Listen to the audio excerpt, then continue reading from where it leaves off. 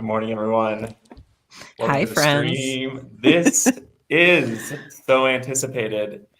We want an all hands on deck conversation today. Oh my gosh, let's go, Yes. says Takashi. We're so glad Yes. you're here. Y'all, this is Space Horror. This came by request from someone in the Discord. We'll talk about the Discord in a second. And Sarah Ray Werner is here with us. Y'all, she's got some bona fides here for space horror. So I'm so excited to learn from Sarah. For context, if it's the first one of these you catch, Sarah and I are both writers. We'll introduce ourselves on Fridays. We do these workshops. Sometimes it's just we gather and write together. Sometimes we're talking about a subject. Sometimes they're like learning. Sometimes they're like activities and writing prompts. Mainly, we're in process, I think is the name Yes. of the game. Hmm. And we're so glad you're here. So, without further ado, we're going to get into the workshop briefly. We're going to give a few more minutes for people to come in. Sarah, Yes. do you want to tell us about yourself? I mean, listen, just context. Sarah and I go back to the Austin Film Festival. Sarah and I both have spent a great deal of our career writing dramatic podcasts, Yes. radio plays, shows, audio dramas. And Sarah is on their panel every year because she's such a boss. She's going to tell you why. And before I even knew who Sarah was, knew this face, knew this friend, I knew her podcast. It's called Girl in Space. Anyway, I don't know. This is a good one. This is a good one, y'all. Sarah. Now your turn. You can tell us Oh my in your gosh. words about yourself. So now I get to tell you how great you are, right? Well, Or wait, I okay, I'll mean, I'll cover me real quick and then we'll get yes, to cover you you. and how amazing you are. Um this is great. I love the Friday morning talk up. This is like it's power. Hi, I'm Sarah Ray Werner. I am a writer and podcast editor and other things as well, living in the Midwestern United States. Yeah, I've been podcasting. I had a realization the other day that the Right Now podcast, my first podcast, is 10 years old. So I've been podcasting for a while now. And I'm just super excited. Space horror is a genre that I deeply love and never gets talked about. So let's. I'm very excited to dive in with you today. Now, Asa, this wonderful person next to me, who are you and why are you so amazing? Well, you know, it's the sweatshirts. Oh, see, I makes sense. Yeah, that's really what my biggest trait. I'm a writer as well. I wrote a series for Audible. It feels like a TV show. It's starring Stephanie Shu from Everything Everywhere All at Once. So It's called cool. Six Sermons. You can go listen to it. It's It's so good. I'm really good. proud of it. I write short stories. I'm on YouTube. I'm jamming. I'm learning. I'm writing. I'm submitting. I'm going to be publishing straight away. And like again, I love to learn, to talk about work. That's who I am. That's who I Oh, am. I used to be a journalist. I've done many types of writing, but now I'm writing short stories. Should we get into the workshop? we should. First of all, though, I want to say I really appreciate what you just said about, we're diving in and we're learning by doing. Like, it's the best way that I learn. And I know a lot of people are hesitant to jump in because they feel like they don't know what they're doing or they're a little scared to start.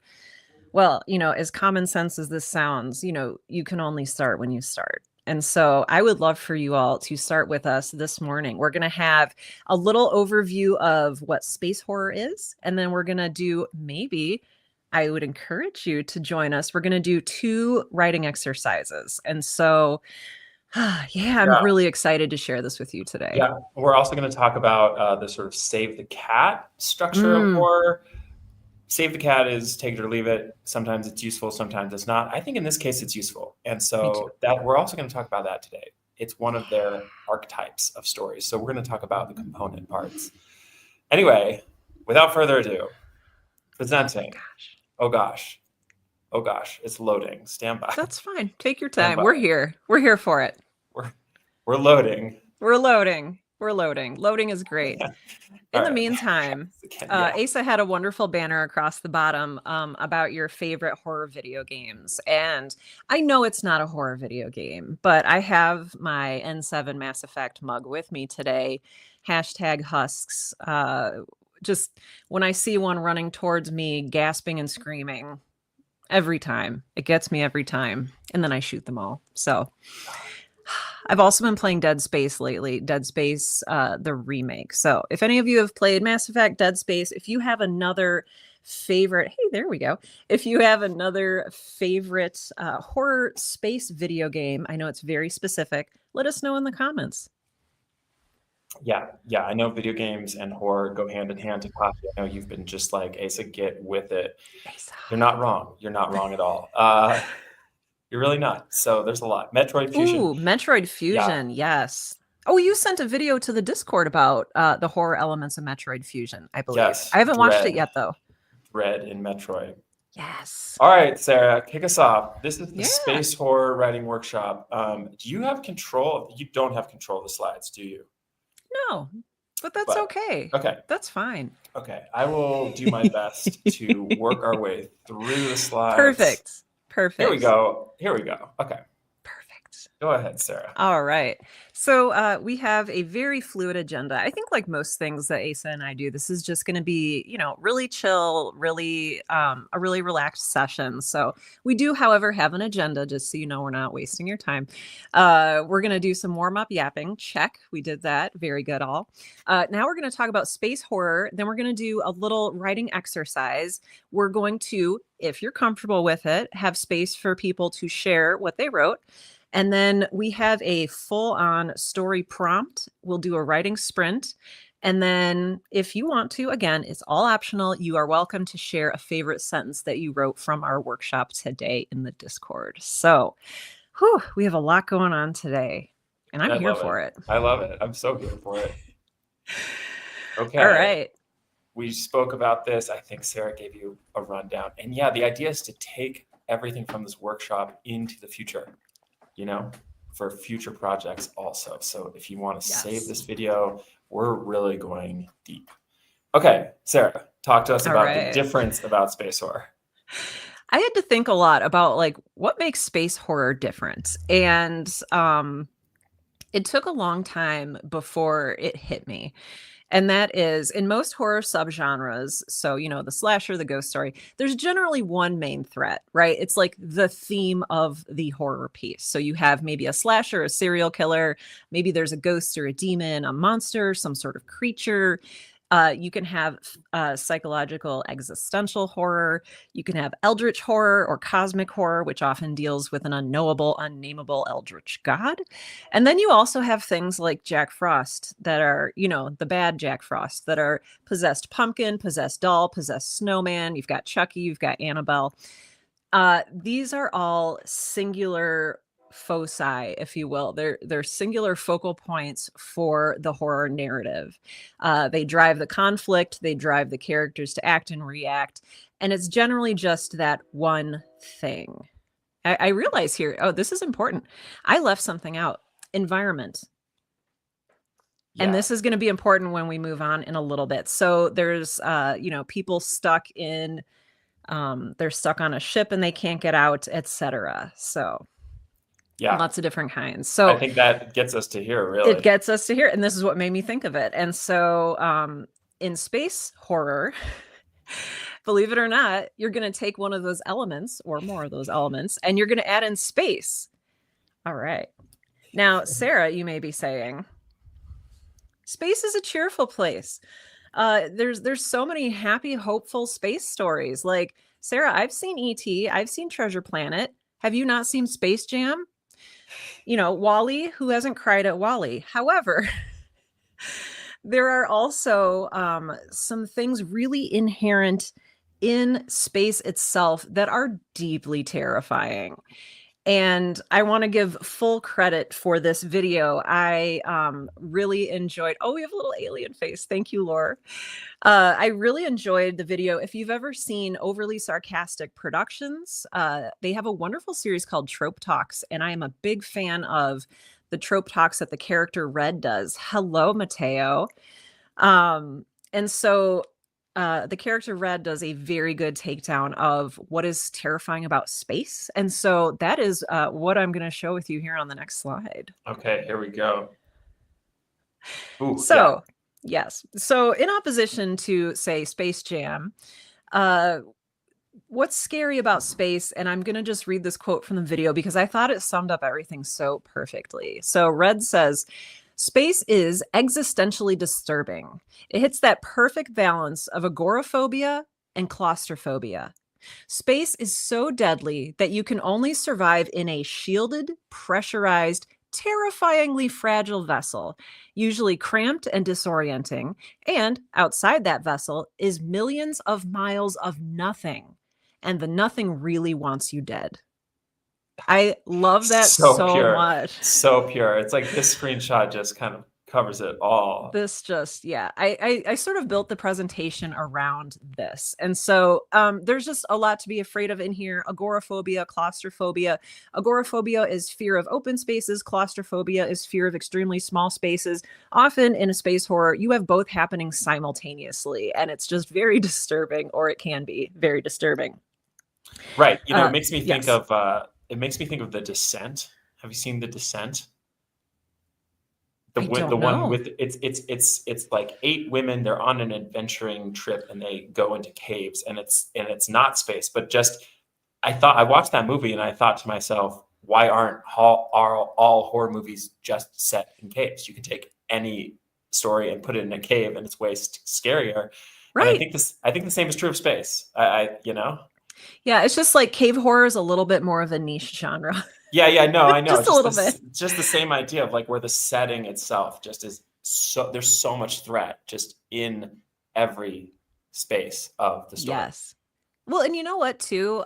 It really draws on if you think about other movies that like feel like that. Like I love the idea of Descent, which now I need to see. There's also like submarine horror, there's underwater horror, there's anywhere, and we'll touch on this in the presentation in just a few minutes, where there really is no hope of escape. And so, Hmm. all right. So, what do we want to focus on about space? Like, what about space is scary? So, like we said, a threatening environment in which the body cannot survive. So, humans were not made for the void of space. There's extreme cold, it's close to absolute zero or 273 Kelvin. There's lack of oxygen. You can't breathe. Pressure. If you take off your space helmet and you are floating out in space, your eyes will boil out of your head. It's extremely radioactive. There's zero gravity. You have things like black holes that, in addition to being very powerful and dangerous, also are unknown. And we'll talk about that in a little as well. There's also asteroids that can smash through your tiny, vulnerable spaceship. And, also the fact that space goes on for actual eternity as far as we know. So, a lot of scary things there. Now, So as many I scary mentioned, there's things. just a lot of scary things. And honestly, there's probably even more things that I haven't like even thought of for this slide. This is I just what like off the top of my head. Yeah, no, this is great. These are I love this thought that just came in. Aman Sharma, thank you for Oh yeah. sharing. Thank you for being here. Space horror is playing with the boundaries of Mm, the physical settings. Interesting. Yeah, that kind of yes. actually is a cool additional subtle idea here, that the intrinsic, not just danger, but liminalness Yes. of space introduces this extra element of terror and weirdness. Great, I great love it. Well, observation. and honestly, when we get to our first writing exercise, that's exactly what we're going to be playing with is those boundaries in the physical space. So I love that. Can you go back one? Oh, thank you. Yep. Okay. Oh, sorry. Forward one. You guys, this is presenting over, I was going to say over Zoom, but this isn't Zoom necessarily. Basically, in addition to all those dangers, you're alone and no one can help you. And then there is also the possibility, and I think this is what draws me most to space horror. It's the sheer possibility. There's so many more unknowns I feel that can happen in space that can happen on Earth, which has been fairly well explored, excluding things like the Mariana Trench. But Yeah, maybe I we'll do love deep that. sea horror in a future. It's funny you mentioned that. I've been watching old horror movies with my kid, my 5-year-old, Yes. which ironically horror movies from the 50s are rated G, and we just Oh. watched Creature from the Black Lagoon. I bring it up because there's this great line where one of the scientists is like, "It's the water. We don't know. There's so much we don't know. It's just like space." You Yes. know? It's Uh, so good. Yes, Takashi, thank you for weighing in. Everyone, we really appreciate Mhm. your perspectives. And I know everyone's seen different movies, everyone's seen different books, so this kind of thing is great. Takashi Yi 88 says it also plays with the fragility of humans. It just emphasizes how powerless we truly are. Mm. Yeah, Mm, I mean, it makes mm. me that sentence, Takashi, makes me think of how I feel in the ocean sometimes. We were just like, oh yeah, I am nothing, and space is so much bigger than the ocean. All right, Actually, on yeah, that too. Have you seen Pacific Rim? no, The very first opening, I think it's the opening line in Pacific Rim, which is about giant monsters or kaiju who fight people in giant robot costumes, which is a lot cooler than you think it would be and a lot more well done. The very first line in that movie is, "We always thought that the biggest threats would come from space, and instead they come from under the sea." And that's it's cool. basically, yeah, it's very Lovecraftian. There's an undersea like portal to another dimension that these aliens are coming through and stomping on our cities. So it's incredible. So yes, close ties. Okay, I want to speak about this Save the Cat Yes. template, but my instinct here is to save it. So because Oh, I okay. Are think you sure? yeah, Okay. let's because it's a little more conceptual, and I love how we're Mm, just kind of wading into this world of space horror right now. And I think that maybe after we've talked about more examples, that an analytical kind of breakdown will land better. Yeah. So I think that's perfect. I think that's admire. perfect. All right. So, just straight up, we've been talking about this a little bit, but I also wanted to provide you with some like concrete examples. So, these are going to be space horror slash thriller, things with concerning elements that maybe terrify some of us. These movies are going to all focus solely on that one threat, the environment of space. So, classic example, I don't know if it's old enough to be considered classic, but Gravity, starring Sandra Bullock. An astronaut is out in space, vulnerable to the elements, and there is, what do you do in that situation? So, yes, that's Yeah. Get you queued up. All right, more. Yeah, The perfect. Martian. Okay, classic also. Recent classic. Yes. A lot of recent classics. I feel like sci-fi has had like post early 2000s and on. I feel like, I don't know, a good sci-fi resurgence. I don't know if that's due to, I don't know, Sci-Fi Channel making amazing movies like Sharknado, but who knows. So yes, the environment being a factor. Matt Damon, who I can only ever think of as Matt Damon, um, lands on Mars and is just, it's sort of, in high school, maybe you learned about different types of conflict in a story. This is man versus environment. Just like Sandra Bullock in Gravity, Matt Damon has to survive against the elements. So there's no aliens, there's no zombies, there's no Cthulhu priests or monsters coming out of space. There is just Matt Damon surviving against the inhospitable realm of space. Ooh, I like this. Laura has a good comment. Yeah. Lore Huntress, there's something very primal about space horror, Mm, similar to how they say we are all made of star stuff. The protagonists are lost in the cradle of creation and anything can happen. Whew, I love goosebumps. that. I kind of wish I had that on a slide. I know, right? It's so Write good. it down. Write it down, Just gonna everyone. scribble that down. Oh, that's great. Anything Yes. unknown can come out of the dark. Yes. And there's Yes. nothing darker than those black holes and Oh, other space dangers. I All love it. right, here we go. Writing tips. How many ways can you other your other? Right. So, in addition to these examples, we've injected this presentation with kind of some larger, like, writing ideas to connect to these examples. And I think this thought, as much just a generative brainstorming thought than any kind of tip, is that there's so many ways that you can make an environment scary. Per your Mm, point, Laura, about anything unknown can come out of the dark. love it. These are other writing tips we'll come back to. Okay, black holes. Nice Cool. transition. Here we are, Interstellar. Yes. Yes. So Interstellar, not a horror movie, but it does have one of the best models of a black hole that I think is in all of media. Like it's a unnecessarily accurate model of how a black hole works. And black holes in and of themselves are very terrifying. They are places where a star has collapsed and the immense gravity and pressure are enough to actually pull in particles of light. Yes, light is We've talked, well, we haven't talked about this, but the waveform particle light thing, we won't touch on that here. But black holes can actually suck in light. And I mean, what is more terrifying to the human experience than the absence of light? Something that can actually create negative light. It's sucking in the light. And it can also suck in people, as you've seen probably in several movies and TV shows. Black holes are very popular for getting rid of villains. Just throw them in the black hole. And also, they distort space and time. So there's a lot of possibilities narrative wise around a black hole.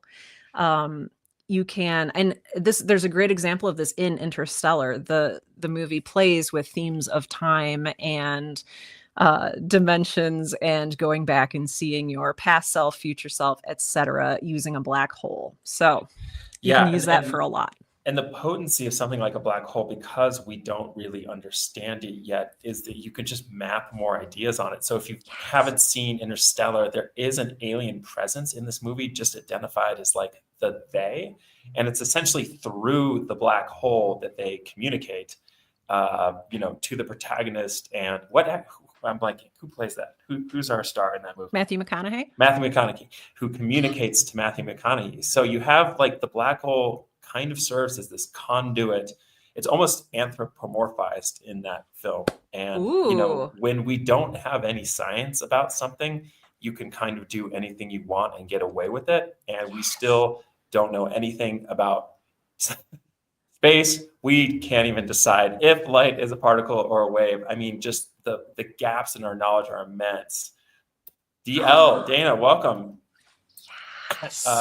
Just some shout outs here. There's a lot of writers on here. Dana is on YouTube. You can find her there. Late to the party, but Outer Wilds is a space game with a bunch of horror elements. All the ways you die over and over, not to mention the anglerfish. The DLC is very horror forward. Yes, I think this just affirms what we're saying. There's no shortage of ways to die in a space movie, and they're often very inventive and unprecedented. Yes. So, looking at that horrifying nightmare of an environment that is inhospitable to human life and most other types of life, perhaps silicon life forms excluded, what else do you want to feature in your space horror? So, horror relating to space, perfect. But what else? You can feature anything else, and we'll get into that in 1 second here. But you don't have to. So you can just have space horror that is purely about the horrors of space itself. That counts as space horror. But one of the fun things you can do is inject another element in there.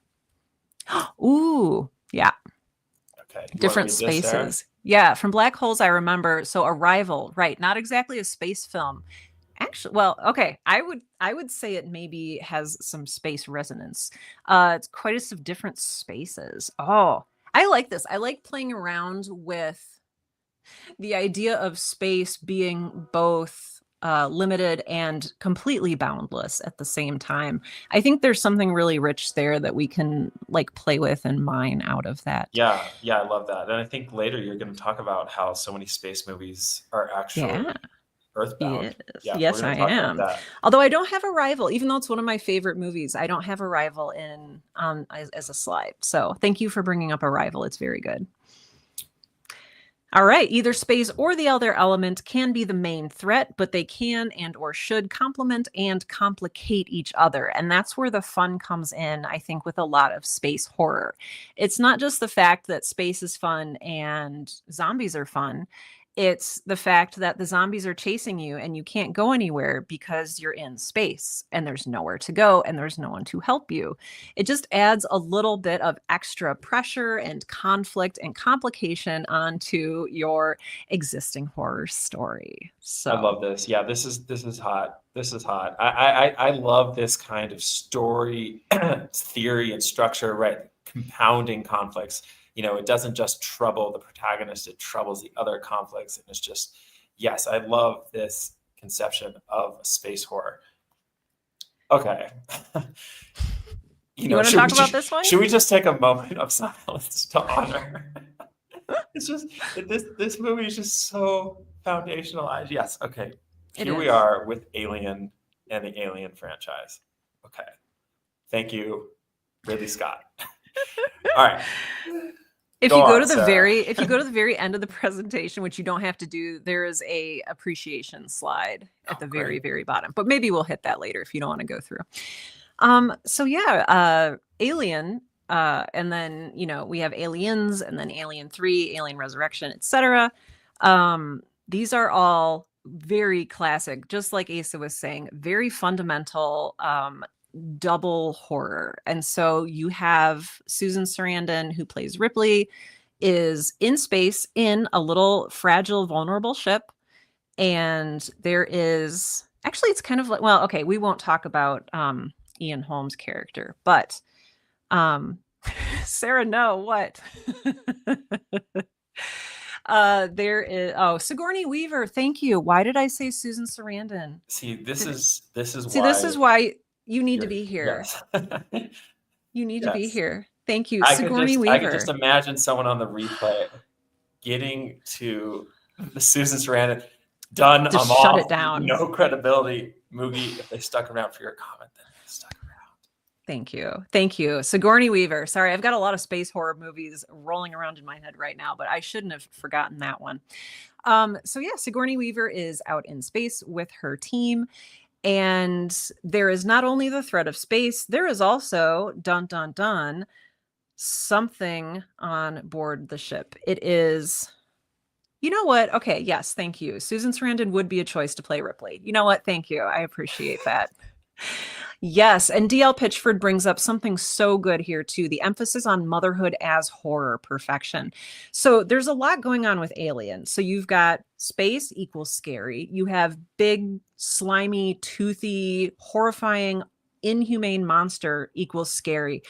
But Ridley Scott achieves something here that's wonderful. In addition to, having these two scary things juxtaposed and complementing and complicating each other, he also weaves in some truly beautiful themes about what it means to be human. There's an android character that comes as a surprise. If I'm spoiling a 40-year-old movie for you, I'm sorry. Um, there are themes of motherhood. I love that. And that especially comes through in Aliens, which is the sequel.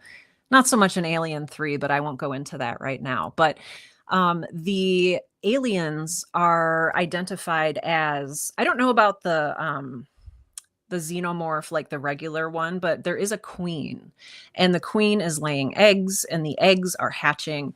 And yes, there is a beautiful theme of motherhood here too, creation in the void. There's a lot going on. There's a reason this movie has held up, and there are so many sequels, for better or for worse. Yeah, Anything else that we should add about? And do you want to talk about, you want to go back to that Save the Cat yeah, slide? the Alien is an iconic example of that. And yeah, I just want to thank you as well, DL Pitch, for just motherhood has just Yes. emerged as this like exciting subgenre of body horror. I'm thinking of Huesera. If for my Mexicans in the thread, how y'all doing? I know Mateo, you might be there, and Takashi. But Huesera is this like hit indie film that came out of Mexico 2 years ago, and that literally translates to like Bone Lady. And it's this really exciting body horror film about this woman who's pregnant and is not exactly happy about it. And it's just sort of this riff on like expectations of women. Just that was a quick aside. Yes, let's turn to Save the Cat horror movies. And I'm just going to scoot back to that because Alien is a fantastic example of the Save the Cat horror template. So Save the Cat, started whatever 30 however many years ago as a guide to screenplay. It has that very prescriptive set of beats. I think it's 17, 15 that make up any good screenplay. The franchise evolved. We have Save the Cat writes a novel, et cetera, et cetera. Again, I think these kind of templates are limited. However, they're helpful and they have a place. Yes. So in the Save the Cat writes a novel, the writer articulates 10 different types of story genres. So you have like the road trip movie, or like, person gets person, boy meets girl, etc. These are archetypal types of stories. And the myth is the horror template, according to Save the Cat. And the MITH stands for Monster in the House. And essentially, this book makes the case, and in my subsequent kind of research, I feel like it holds up. Essentially, you can kind of map this onto any horror film, and Alien is a perfect example. So, going through those, monster in the house, let's start there, is a confined, isolated setting. Sarah, we've already talked about how space is intrinsically that. So, in Alien, you've got this crew on a ship, right? The monster is the alien. Say no more. We know what this terrifying alien looks like. The sin. And this is really where kind of we understand why we love horror movies, why we're going to watch them. And Alien helps us understand this. The sin is a moral transgression that invites the monster. This sin makes the horror personal and karmic. In the event of Alien, what you have is you have these greed. The spaceship is, they're just driven by greed, right? What's the exact circumstance? They're trying to like mine another planet. I'm trying to remember. Yeah, but there's also like ulterior motives that Ian Holmes' character, who is the android, he has ulterior motives about what he's really subjecting the space crew to in terms of, being hosts for this alien xenomorph creature. So yeah, there's a lot of sins, and they feed upon and layer upon each other, I think. And what I like about Alien is that it's not like the dots are not explicitly connected. Right. It's not like a sort of more allegorical piece of gentrification horror like Barbarian, which I like. I like the first half of that movie a lot. I think there's a place for that kind of allegory, but for most horror movies, it's just kind of working under the surface. Jaws is another perfect example of this. You have the mayor who wants to keep the town open. Even though it's dangerous, this is a sin. Yeah. You get a shark out of it. So anyway, just wanted to share this little bit of screenwriting, novel writing theory. Okay, going back to the presentation. Yes. Best tagline of all time. This is so iconic because it touches on a few things, but I wanted to showcase this because we have identified here two different types of horror. So in space, which is a horrifying place, no one can hear you scream. So it's horrifying. You're alone, you're in space, you're vulnerable, and what the heck is making you scream? And that's such a good hook for the movie. It's like it's space dot dot dot and something else. And I love that is such a good, I don't know, it's such a good template maybe for space horror. Yeah, no, I mean, you come up with a tagline like this. I mean, it makes me think of Dirty Dancing, the movie. There's this, it could be Yes. apocryphal, but there's like a rumor that whatever studio made that movie like bought it based on the title. Like someone came through with like, hey, I wrote a movie called Dirty Dancing. They're like, okay, here's 100. Green light. Yes. Like, we'll take it. And yeah, you throw this on a poster, thousands of posters. Like, I don't know, people are going to go see that movie. It's good. It's good marketing. Good. Oh, Alien. Oh, the chair from beyond space. Did you put this in for me? Yes. Ace is laughing because he didn't know I put this in here. Oh my God, what a surprise. I love this. Okay, y'all. So as I said, me and my 5-year-old, he's always like, Papa, I want to watch something violent. That's always his request. It's not on some like, I want to watch Snow White again. He's like, I want to watch something violent. And so we've had to kind of steer him from contemporary violent films because he just like goes nuts for hours. But incidentally, old horror movies kind of hit this sweet spot where it's like lots of scares and stuff, but they don't make him crazy. One of these films is called It, The Tear from Beyond Space. As you can guess from this poster, this is a very old movie.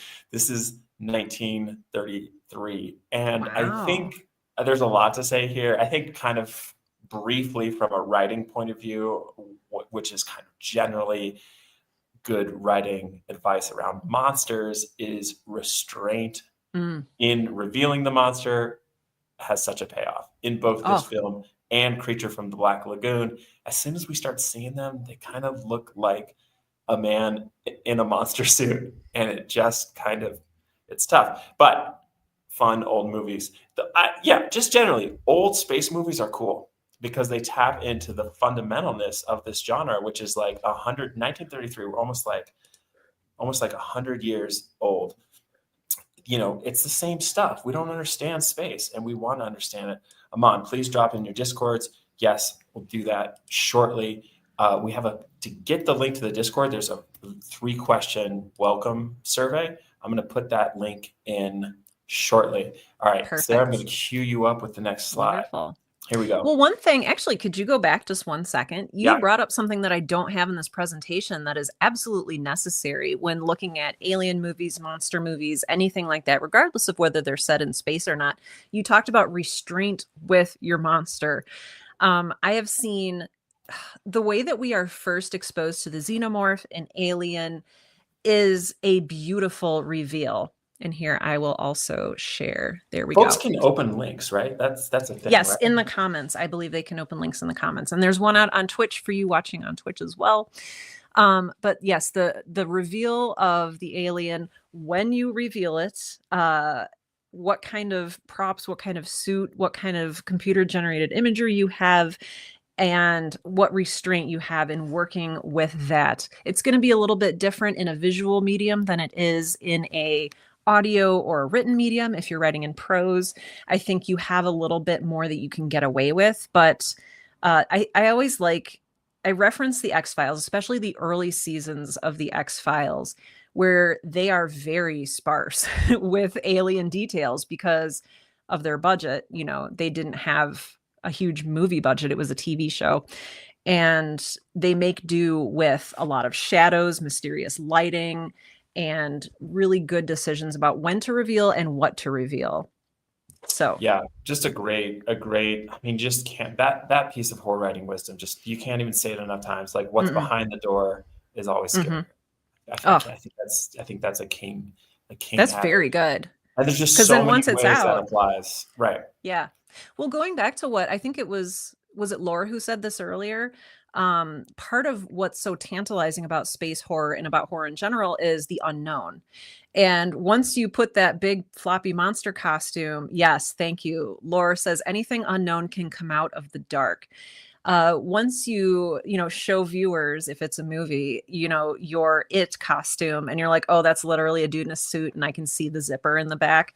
It just flattens any tension and really takes away from the power of the story that you're telling. So yes, use restraint with the monsters. Possibility is always more vivid than directly showing us. So Pandorum. Oh, yes. DL Pitchford says the vagueness and the unknown is what makes it scary. Yes. Because fear and the unknown are so tightly related. We're afraid of things just by instinct. We're afraid of things that we don't understand because we don't know if they can hurt us, if they're going to kill us, etc. So I love that.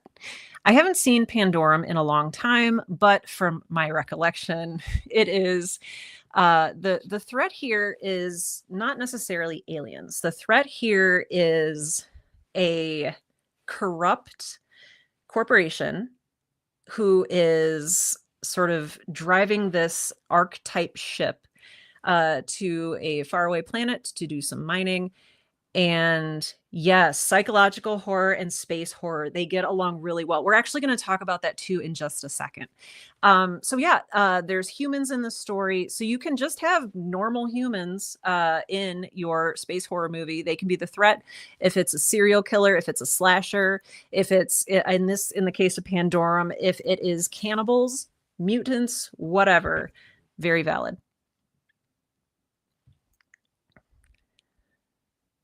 Just want to hop in for folks who don't know Sarah and I. In addition to these Friday workshops, there are 2 story clubs that y'all should know about.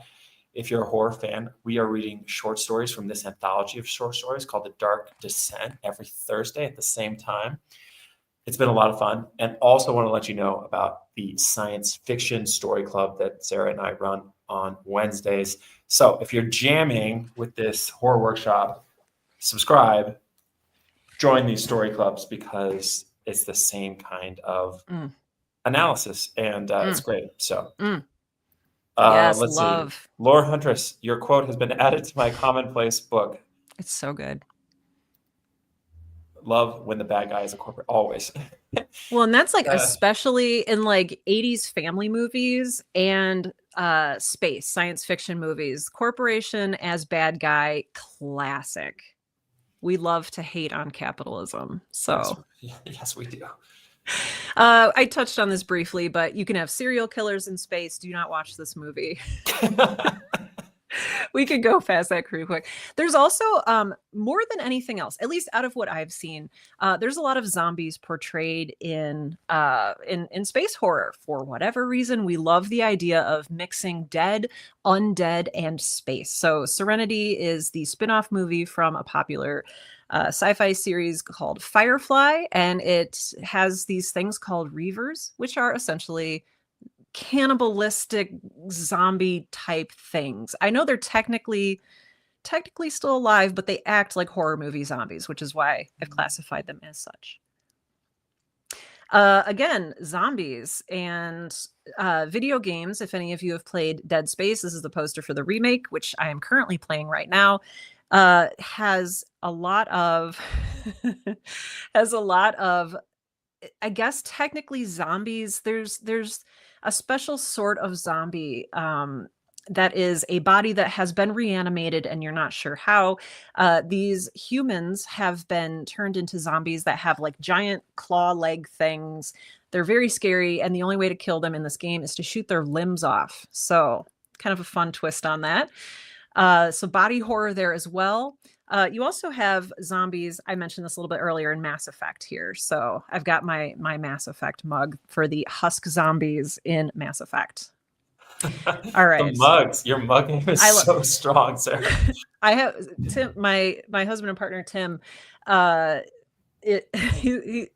time I get a new mug, he's like, okay, we're going to have to break one of your mugs so that there's room for this one. So I try to have restraint with mugs, but also I have no restraint with mugs. So asteroids. So in outer space, if you think, what, really? Okay, sorry, I had to like pause for a second because Lore Huntress says there's an X-Files episode written by Legati.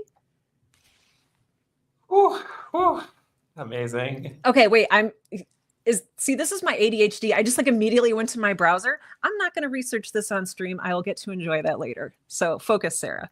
If you know who Thomas Legati is, be on the heads up. This is an amazing horror writer. Yes. We are doing a story club about him shortly. Asteroids, here we go. Talk to us about asteroids. Yeah, so asteroids are basically giant rocks flying through space. They are, I think part of the appeal of them is they are large and unstoppable, and they have no mind of their own. If you think about, they never filmed it. It's just screenplay. Okay. Thank you, Lore.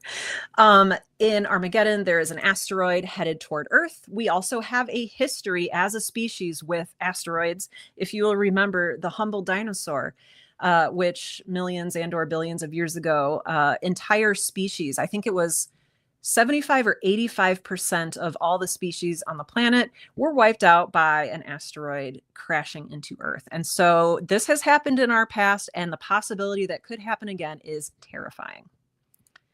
It's never filmed. It's called Crampton. Can we like read this for a story club coming up and like talk about it? Yeah, if we can track it down, we can do like a staged reading. We can get actors. I don't see why we wouldn't. Just another opportunity here to plug Sci-Fi Story Club because it's it's on Reddit. Yes.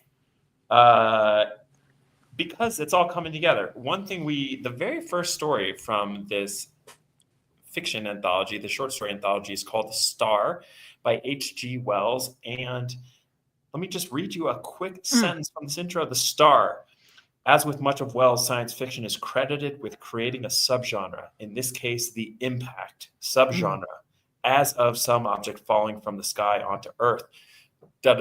So I'm loving this because dots are being connected here. Sarah, I'm so glad you included this in the presentation. I love it. Why not? So I included this one. John Carpenter has created and made many good movies. This is not one of them. But I'm including this one because you can put your horror tropes in space. We saw there's zombies, there's ghosts, and then the next one I believe the next one lined up here. Oh, no, never mind. I thought my vampire slide was next. Okay, never mind. You can also have vampires in space. Also, don't see Dracula 3000. Just don't see it. I'm But yes, loving, I'm ghosts, loving all the movies we shouldn't demons. see. This Yep. is so appreciated. We'll do a presentation with a slideshow later of movies you should never see, and this will be on it. So Okay. it's really Mateo, bad. Mateo, I think you might have been gone when we talked about Huesera. Have you seen that? Just curious. Throw that in the comments if you have. Ooh, yeah. Onward. Insanity, psychological Yes. horror. Here we are. Right. So we're getting into the psychological side of things, and this is in space. Going back to even that alien tagline, in space, no one can hear you scream. There's a lot of social stuff for human beings, which is probably the most vague thing I've ever said, that deals with how troubling it is as a species for us to be isolated or alone. We need community. We are a communal species. We need the visuals going on are sick though. Yes. There is so much psychological horror that takes place in space. If you've never seen Moon, I even feel like Interstellar kind of plays with the sanity bit a little bit. But having a character isolated, I mean, I'm even thinking of Robert Eggers' The Lighthouse. Humans in isolation are terrifying and fascinating. And if we don't have other people to connect to, those thin threads of sanity tend to break down very easily. So Silent Running is, I don't know why I saw it, but everybody kills each other. And then just one guy is left. The end. You don't have to see that one. Mouthwashing is another video game. If you haven't played this one, severe content warnings for basically every horror thing you can think of. It has psychological horror at its center, though, with a close follow-up of body horror. So yes, it is a lot of people trapped on a damaged spaceship. They don't know how long they're going to live. They are running out of food and supplies. You know, proceed from there. They go insane. All right, finally, the unknowable. This ties in, I think, a little bit with psychological horror, but Event Horizon is, I think, one of my favorite, like, Lovecraftian cosmic horror. So cosmic horror is literally space horror, cosmic horror. It's a horror on a large scale. So it's not an alien or a zombie coming after you. It's something that is beyond your comprehension. We did a story club a few weeks ago on The Call of Cthulhu by Lovecraft. Yes. And just thinking about what it means to have something that is unknowable. So in Event Horizon, this incredible machine that I keep thinking of him as Dr. Grant. He has a name. It's not Dr. Alan Grant. It'll come to me later. I love the actor. As you can tell, I can't remember his name. He builds this machine and it opens up portals/wormholes into what is alluded to as being actual hell. And so Event Horizon is the incomprehensible, the unknowable, and also body horror. And it's in space, you can't escape it, etc. Classic. All right. So, okay, this is something we brushed on earlier. Your space horror does not actually have to take place in space. So some of my favorite horror films take place on... Thank you, Sam Neill. Man, Mookie, you are just here for me. You're just here for me today. Thank you, Sam Neill, Dr. Alan Grant from Jurassic Park. He's the opposite of a Matt Damon. Matt Damon, I only ever see him as Matt Damon. Alan Grant, I see as Alan Grant. Okay. Let's see. So we'll go through these a little bit more quickly. I don't want to like spend 10 hours because I will, because I have a problem. But as far as space horror movies that take place on Earth, we've got the alien invasion sort of subgenre, which touches on our fears of inevitability, and very similar to actually being out in space, because we can't necessarily escape the planet and the whole planet is doomed. Nice. There's still nowhere to run. And so we see some echoing themes there. Also in Cloverfield, the threat is from space. It is one of my favorite space monster movies. Oh yeah, I love it. Independence Day is a very similar premise. Aliens come in and invade In this one, I wanted to focus on it because it's a little less of a horror. This is more of like a fun comedy adventure movie. And basically, it takes the Cloverfield, and instead of like, oh no, we're all doomed, humans decide to fight back, and there is a war. And so then we have the drama of war elements in our alien invasion movie. Yeah, I And just want again, to oh yeah, engage with Mateo's comment here. oh yeah. Mateo Leon Rodriguez, also on YouTube. This is another writer here. I Mm, hadn't thought of space horror as being able to take place on Earth, but that's probably me being a biased human. Laughing emoji. no, I honestly, this is actually really legit, this, Mateo, and I yeah. think that this really touches on the evolution of space horror. Where in Story Club we saw, iterations of stories where the alien POV. I mean, we really get into this, like with Predator. I think Predator, like the iconic example of this, where it is the monsters story, and so I'm glad you brought Mm. this up because that is a whole nother subgenre or like angle of space horror is monster POV space horror. Yeah. Well, So I was putting together this presentation, yeah, and I there we are. had, oh, look Yeah, at go this, on, go Asa. on. You knew. I love it. I was putting together this presentation and like putting all of my favorite space horror movies, and I was like, why do literally none of these take place in space? And Mm. so I that's why I really wanted to spend time exploring this side of things. So Asa just covered this on Earth. There's alien invasion. What I like about Predator is it's very one-on-one. What is the name of the story where the main point of view is alien spiders?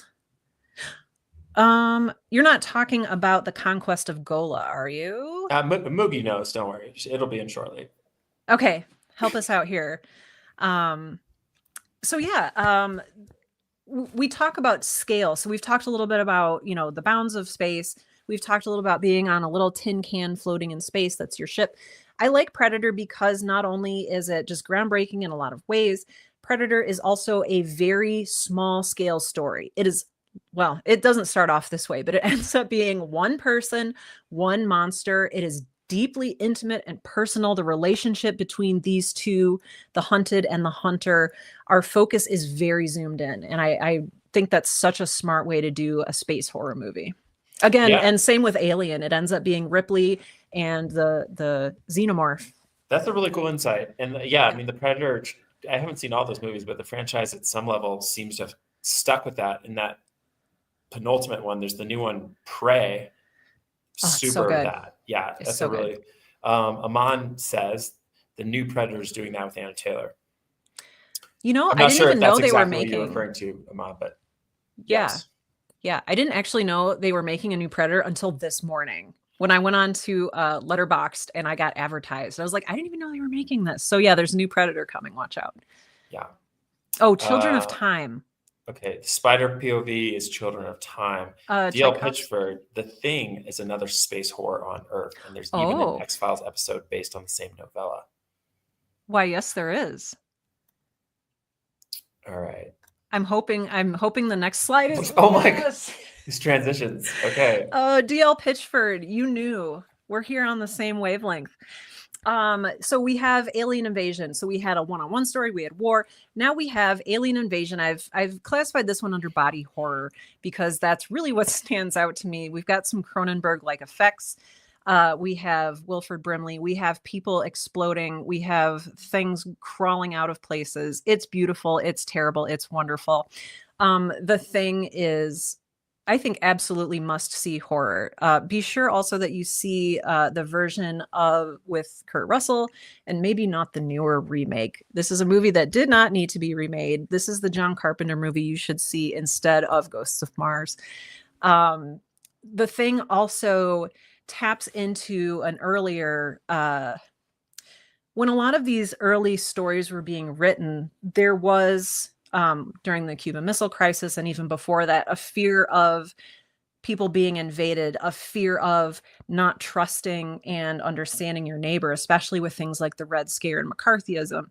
And this movie brilliantly plays with those themes where you literally don't know if you can trust the person that you're isolated with, the person you're next to, not to kill you and to be not to be who they say they are. Yes, Takashi says if anyone can fact test it, I know there's a Mexican there movie called. is. Are you talking about El Santo? Or is this something different? No, this is a black and white movie. I've seen this one. Is this the one with the luchador though? Or is this different? I don't think so, Samson. but Oh, this is different then. Okay. yes. Tell us I about s this movie, Sarah. so I've only seen it. So if any of you are big Mystery Science Theater fans, that's where I am exposed to a lot of movies I would not otherwise see. Samson versus the Vampire Women is one of them. If you go out to Mystery Science Theater has a YouTube channel where they stream for free all of their Mystery Science Theater episodes. Basically, it's live commentary by snarky robots on terrible movies, of which one of them, Samson versus the Vampire Women, is. Okay. Yes, it is about El Santo. So yeah. So Is it? Okay. I guess that that's a whole realm of movies of like pulp. Here in Mexico, side note, there is this whole like luchadors. There's all these movies that were made of famous luchadors, and a lot of them are kind of horror adjacent, where it's the luchador fighting in space against vampires, etc. DL Pitchford, I watched the thing for the first time like a week ago, and it was so good. I'm obsessed. I mean, it really is a special film.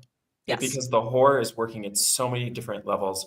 In a way, you have survival horror. It's set in this like Arctic environment. You've got the alien itself, and then yes, you've got people turning on each other in kind of iconic Lord of the Flies type. It just gets dark and bad, and it all works so well together. And I feel like it's hard sometimes maybe to get all the elements working in conjunction, you know? It is. And that's really what's Otherwise, special you just about get this like movie. Ghost on Mars, and you're just like, okay, well, there's ghosts in Mars, but these are not working in tangent.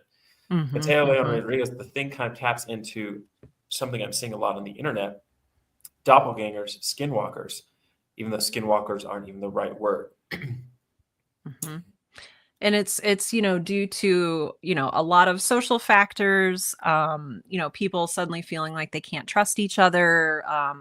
We won't get into why exactly here, but it can be scary to be in a community with people that you can't trust. It's very isolating. These comments are ready-made transitions. Oh, I love it. I love it. Speaking of, this one, okay, I put this one in here even though I haven't seen it. I put it in here because it is iconic, very similar to The Thing and maybe a little less gross.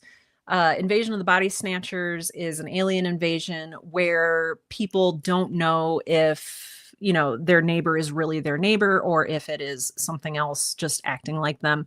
It delves deep into themes of paranoia and mistrust, sort of like The Thing, but on a bit of a bigger scale. Okay. Appreciate the fact checking here. Oh my gosh, Moogie, you're amazing. Santo contra las mujeres vampiros, yes, is the original. The character of Santo was also in the cult classic Jesus Christ Vampire Hunter. I mean, talk about a career. He's also the greatest luchador of all time. I actually made an ESPN podcast documentary about El Santo, and Did you really?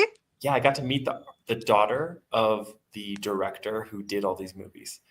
And she has this like archive, like little cottage outside of Mexico City with these ancient film reels. It was magical stuff. Oh my God. Yes, Invasion of the Body Snatchers. I want to say this is based on the novel. Is it? See, Ira Levin, the same person who wrote The Stepford Wives. I was supposed to say that's Stepford Wives and Rosemary's Baby. Is that correct? I mean, this dude knew how to make a movie or write a book that would make a movie. I want to say he wrote that. I could be wrong. Could be wrong. But anyway, it makes me think of Ira Levin. Okay, so we're almost done with this list. I promise. I know this is going a little bit long. This is just in here. It's a little silly. But also we had a whole workshop on writing Christmas and holiday horror. This one also introduces alien invasions. This is Feeders to Sleigh Bells. I don't think I would recommend watching this. I would, however, watch Feeders 1, which is shot entirely on VHS and looks like somebody's home movie. Yes, War of the Worlds counts as space horror. That is a great question. I think that anything that deals with things that come from space that we don't understand and are horrifying to us and carry these themes of being invaded. I mean, even Alien has themes of invasion with the parasite invading your body and taking it over. Yes, there's a feeders one. I don't know where you can find it, but if you find it, please enjoy. I kind of love the idea though of just writing, the crowd too.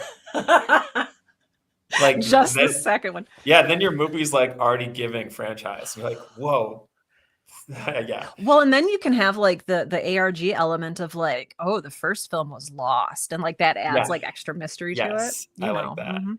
I like that too. Lore And also Huntress. feeders, little aliens. They're cute. I've never seen it. The Ice Pirates is also a ridiculous space comedy, as is Space Herpes. Yeah, I have never uh, heard of that one. That's amazing. The Ice Pirates. Okay. I'm loving these B-sides. This is fantastic. Beautiful. Beautiful. All right. We have also, I'll just touch on this very briefly. This is a very grotesque movie that you probably don't want to see unless you like very grotesque movies. This is called Extra. It does also take place on Earth. It deals with the alien invasion theme and just explores the grotesque. It's gross. It's gross out horror. Here's my vampires. This is also one I have not seen this one, but I maybe should have put Dracula 3000 on here, but I think that one takes place in space. But anyway, vampires from space, why not? Okay. Why not? I mean, yeah. All right. We had Armageddon, which a lot of it takes place in space. We also have Deep Impact, which takes place on Earth, bringing us back full circle to H.P. Lovecraft's The Comet, where we look at the impact asteroid genre. Oh my gosh. We have the sun, which can be a threat. Stars are essentially like nuclear engines, right? And that can be a really scary thing, especially if, I think in Sunshine, is it blowing up or going dim? I don't remember. I want to say going dim, and they go in that room and they stare at it with the glasses because it's like that's the last. I can't remember, but that's how I'm remembering. It's like this is the dying sun, and they're going to go in and look at it before it's gone. Not positive. Also, I think I was wrong on Body Snatchers for the record. Okay. That's okay. Yeah. That's okay. This is a forgiving place. But yeah, if you want to see Cillian Murphy and be very sad, Sunshine is a great example of the sun itself being a threat. We also have, next on the list, I'm a little too comprehensive on these. Oh, yes. Thank you, Mateo. This is a good comment. This looks I'm biased. Sick from the picture. Wow. Oh my Tell gosh. us about this. I've never heard of this movie. Okay, so this is called The Wandering Earth, and I don't remember why I watched it. It is in Chinese, excuse me, it's in Mandarin, I believe. And in this film, the sun is expanding and it's going to cook the earth, which is horrible. So what do? Do they evacuate the planet? No. They put a big engine on the earth and they shoot the earth toward Jupiter. And it's the best thing ever. It's amazing. Please watch this movie. Yeah, I like that. I appreciate that. I'm glad you're bringing that up. And it kind of engages with what some folks are saying in the comments here. Takashi E88 says there's something about bad horror films that can be cataloged as it's so good, it's bad if you consume this ironically. Yeah, I mean, there's really no limits, literally. So the line between the absurd and the ambitious is thin, and depending on execution, things can get really bad. So I think that intersects with that, where you're just like firing planets towards other planets. This one had a big budget, so it's done very well. Cool. I can definitely imagine one that's not. And then finally, the last two here, we're going back into cosmic horror, though this time it takes place on Earth. Yes, there can be cosmic horror on Earth. Annihilation is one of my favorite movies of all time. And in it, there is essentially oh boy, I don't know if I want to call it a pocket dimension, but basically space matter is changing things in a place called the Southern Reach in Florida. And Natalie Portman and a team of other scientists are sent to check it out. It is beautifully done. It's beautifully done. I believe Alex Garland, did this one. And it's a really great example, too, of cosmic horror. You have animals that are turning into things that aren't themselves. You have plants growing out of people. You have, it really prods at the borders of your imagination. Similarly, I think this is the last one. Similarly, on Earth, cosmic horror, The Unknowable, Color Out of Space is another one of my favorite cosmic horror movies. Nicolas Cage and his family are on a farm. This is taken directly from H.P. Lovecraft's short story, Color Out of Space. And it is a family on a farm. A meteorite lands on their farm and bad things happen. It's actually this film, the writing's a little clunky, but the special effects for a film this small, the special effects are mind blowing. So, DL Pittsburgh is bringing up Doctor Who. There's a lot of really good. I don't think anyone's mentioned Doctor Who yet, but there are a lot of really good space horror episodes. oh, Laura Hunter says, Sarah, the mimic dance was so disconcerting. Don't know what that is. that's an Sounds Annihilation. In Annihilation, where you begin to doubt, like, am I me or am I that person? It is truly like amazing space horror, so disoriented, and like, anyway, sorry. No, I get excited. No. Get excited, you guys. Let's see a couple thoughts here. I just feel. Let's see. I'm trying to. Well, and we anything have here that you really want to talk about? Yeah, well, we have two writing exercises. This is from the other. That's holdover material. Let's see it. Yeah. Okay. Here's this one. And Sarah, there's another. Okay. Here, which I know you don't have this in front of you. No, that's okay. So the first one actually was the 15-minute writing exercise, and then this one was going to be longer. Do you just want to do the one that you made, or would you rather do this one and just start it maybe? I mean, either way, what was the 15-minute one? The 15-minute one, there was a comment, I'm sorry, I don't remember who it was from. Someone earlier was talking about scale and the very small and the unimaginably large. And the prompt was just to kind of play around with that a little bit. Is that the one that I put together, Sarah? That's the one you put together. And then there's one for a more general, that was for writing one scene, very quick 15-minute. I see. And then I have specifics. Yes. Yeah. And then these are short story prompts for space horror stories. So it's kind of up to you what you want to do. And I'm trying to think if there was anything else in the rest of the slides. Oh, you're in there now. That was necessary. So just putting it to the floor briefly, and we will make a decisive decision if we don't get opinions, don't worry. But yeah, so we have two approaches here to engage with some of these ideas.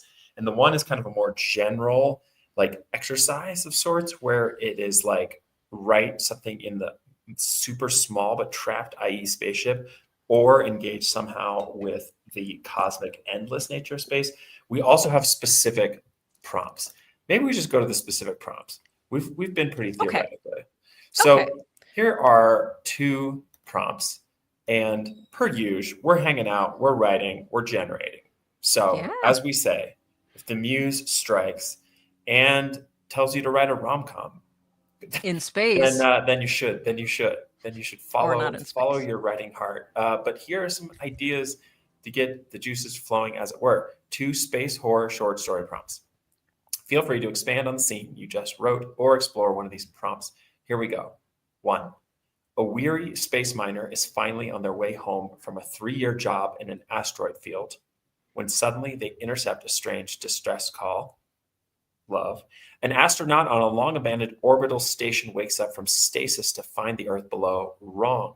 Continents are rearranged, oceans are gone, and something vast in the upper atmosphere is washing the station and moving. Takashi, space opera, I'm in. Yes. So, yes, I think also in service of getting published, writing short work, which we are also just trying to do. We're on that mission here in the Discord. I certainly am. Sarah, as we all are. One thing I would say, reading these 2 prompts, is these could both be prompts for a feature-length film, but I think they could function as short stories. Certainly a Bradbury would pull something like that off, or an H.G. Wells. But I would also hazard that any scene that you can imagine in these 2 movies, if you could imagine these movies, could make for a really beautiful short story. So I'm thinking, for example, I might just do the call. The moment when this guy gets the call, he's on his way home, he or she or they, and they're so ready to be home, and they get this call, and maybe that's the whole moment. You know Right. what? I So love that. Asa, yeah. you are so good. I just want to say real quick, I come from a like long form background, writing novels, writing long series of things. Asa comes more from the short story side of things. And so, like, he's so good about knowing what works as a short or flash fiction story prompt and what works as maybe a feature or novel sort of prompt, which is what I keep leaning toward. So thank I you for mean, that. you got well, it's either or, you know. I think you can also make, you know, people make feature length films of 10 minutes of time. You know, that happens too. You know, you know, time is relative, as we know. It is, So especially near a black hole. yeah, exactly. So I'm going to add a screen. I'll go back to the prompt. Let me figure out how to do this, y'all, because I also want to Yeah. put up a timer. What I was thinking would be a timer. Yes. So the thing is, should we have the prompt up or the timer up? I don't know how to do both, Hmm. to be honest. Maybe let's do the prompt and then Yeah. we'll say like ready, set, go. And Okay. are you okay Cool. doing like 15 minutes or did you want to go longer? Yeah, maybe let's just do 15 and see where we're at and see, I guess, maybe make the goal here. Let's be concrete, goal oriented, Yes. always helps. A goal could be to write for 15 minutes and land on some kind of elevator pitch, as it were, Mm, since we've been talking about movies, for your story, which would include a character, a setup, and a conflict. So, you know, to riff on my feet with this, stand by, going to get the prompts back up. yes. Oh, thank you, Laura. Laura says I get your relativity joke. Thank you.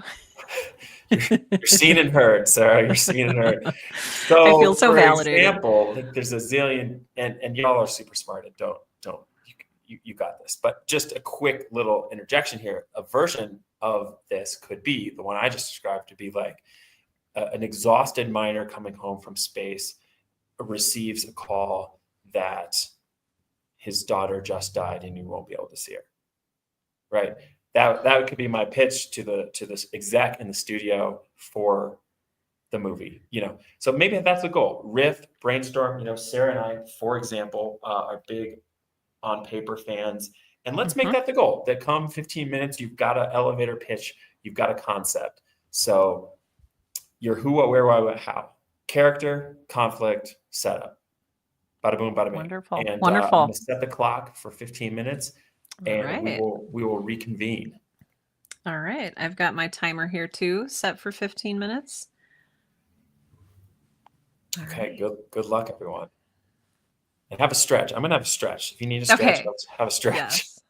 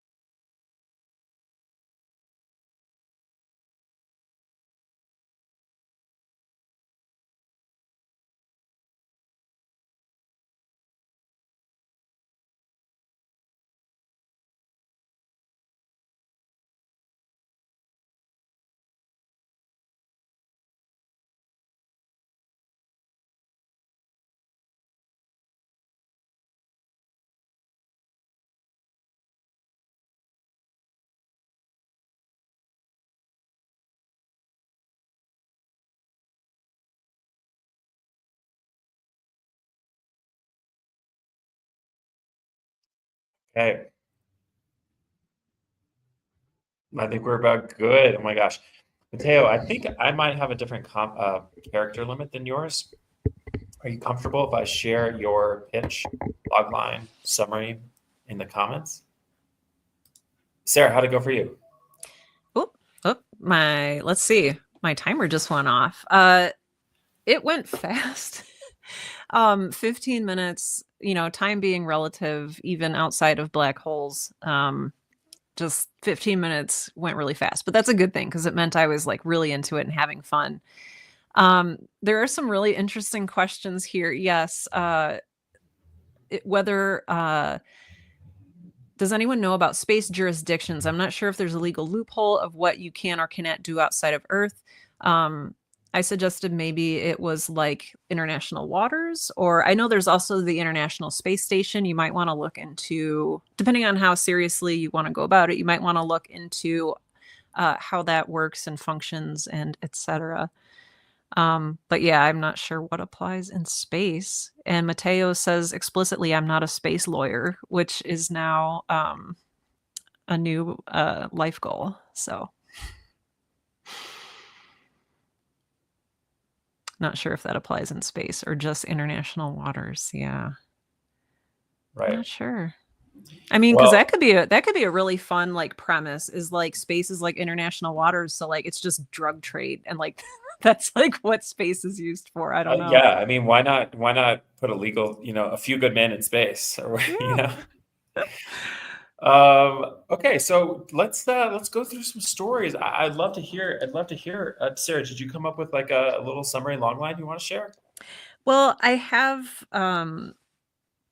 you know what? I mean, you could I say have no. something written down and I don't like it. And just to keep things real here, I don't think I'm going to share it. Is that selfish? Is that bad? I think that speaks to your self-respect as an artist and Oh writer. my Yeah, God. Well, I would hope so. Because I think it's that's like I great. came up with the prompts and then it's like I can't even write on them. I think that's okay. I've got one here Okay, that please is an share. Thank you. extension of that initial idea I was riffing with. A mourning space miner sneaks the body of her friend onto her return ship and in secret works to preserve her body. Oh, oh, that's so compelling. Oh my Right? gosh. I Like I feel like feel I was that. directly inspired from the body horror and the it kind of ties in with this legal stuff. You're just not allowed to do certain things in space. Like I'm sure, well, I don't know. Mateo, I'm going to share yours. Here we go. Hopefully this Oh cuts boy. through. Oh, it came through in two comments. Here we go. Okay. This is Mateo Leon Rodriguez, author, writer. He's on YouTube. With an exhausting 3-year long asteroid contract completed, Jebediah Marshall is finally on his way to home to Earth. If he's lucky, he will even get to be there for his daughter's 5th birthday. Oh Unfortunately no. for him, his life is about to get a lot more complicated. His ship receives a distress call. All he could make out is a female voice saying 3 words: baby, thing, help. I Wow. love it. I love it. I love it. Those 3 words particularly, we were talking earlier about, the motherhood aspect of, like, the movie Alien and a lot of other space horror movies. That's fantastic. Oh, we have some more coming in. Takashi, a human, wakes up in the recovery chamber of a space research facility. Their only memory is getting back home, but with a biohazard on the loose, they need to find a way out. I love that human is in quotes. That just says so much. Yeah, me too. Balloons for you. Balloons for you, Takashi. Oh, a Anyone else? human. Anyone else got something they want to share? If not, that's fine too. Um, I have a rehearsal to get to for Diario de Terror. Oh my gosh, will you tell us just 1 second about that? Is that Yeah. happening this weekend? Si viven en Ciudad de México, hay un evento este fin de semana. There is an event this weekend in CDMX, Mexico City. Horror stories curated by me. 8 writers, 8 actors. It's going to be awesome. Anyway, they're rehearsing. They're rehearsing that today, so I need to Good. book you shortly. But let us share everything that you need to know. Oh, yeah. Sarah and I are learning a lot with you on YouTube. Wednesdays, short stories from this book. Dana, I'm going to read that. Oh my gosh, Takashi, that means so much. Takashi Yi 88 will be there with family. That's very sweet. The Dark Descent, horror stories on Thursdays. On Friday, we're writing. Are you part of the Discord? No, I don't really do Discord, but this is really cool. You're absolutely right. It is. So here it is in the link. I love the way you put that. That was me when I was like, Discord, what? I was like, oh my God. Well, now you're a member of like 700 Discords. This is what happens when you join the internet. DL Pitchford. This is rough, but when name wakes up from stasis, the station is dark and barren with a dwindling life support, and name is alone. At least as far as she can tell. Are you trying to say she's not alone, Dana? That there's something else there? Love it. Great. Yes. Y'all, we're grateful for you. We appreciate you. Like this video if you found it useful. We would love to see this video exist on the internet and grow this community. Anything you can do to support that would be appreciated. We're building community, and it's very exciting. Sarah, anything else you want to add before we sign off here? No, just let's see. Come to our story clubs, like you said, on Wednesdays and Thursdays, presently happening at 10 a.m. Central. Otherwise, I'm just so excited that you were here today. Thank you for being here. This is you being willing to listen to me ramble on and on for way too long about my favorite space horrors. And this wasn't even all of them. I'm very grateful that you are willing to be generous with your time and be here with us today. And hopefully you got something out of it. Hopefully you learned a little bit, or at least got a cool idea for a story of your own. So bye for now. That is what I have to say. All right, friends, take care. And Asa needs to get going, so we'll see you soon. Yeah, we'll see you soon. Bye, everyone. Bye.